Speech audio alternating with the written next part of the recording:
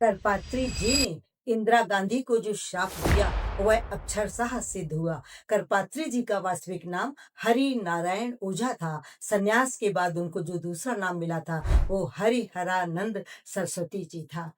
साधना काल में करपात्री जी ने पात्र को छोड़ देने का संकल्प लिया और उसके पश्चात दिन में एक बार जो भी उनको भिक्षा में मिलता था और हथेली में जितना समाता था उतना ही वो खाया करते थे। इसीलिए वो करपात्री जी नाम उनको मिला, अर्थात कर ही है पात्र जिसका।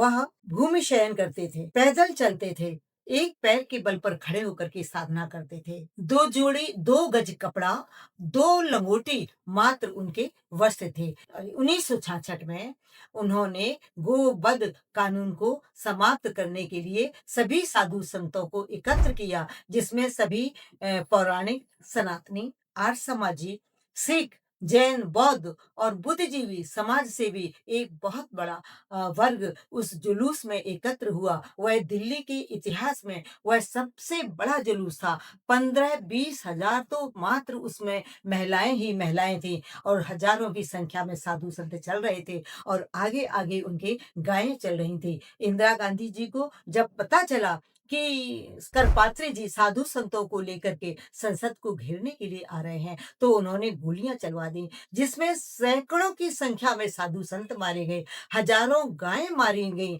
उसमें तो करपात्री जी रोते हुए शवों को उठाते जा रहे थे और उन्होंने इंदिरा गांधी को शाप दिया और ये कहा कि जिस तरह से तुमने इन निहत्थे लोगों के ऊपर गोलियां चलवाई हैं और एक दिन तुम्हारा भी हश्र ऐसा ही होगा और तुम्हारा भी शरीर गोलियों से छलनी होगा। और कालांतर में इंदिरा गांधी की हत्या हुई और उनके शरीर को छलनी छलनी कर दिया गया। तो जिस दिन आंदोलन हुआ था उस दिन भी गोपाष्टमी थी और जिस दिन इंदिरा गांधी की हत्या हुई वो भी गोपाष्टमी का दिन था, जो गाय पूजा का सबसे बड़ा दिन होता है। ऐसे तपापूत और ऐसे संयमी महाराज जी की वाणी आखिर निष्फल हो भी कैसे सकती थी, ये बात सबको जानना बहुत जरूरी है।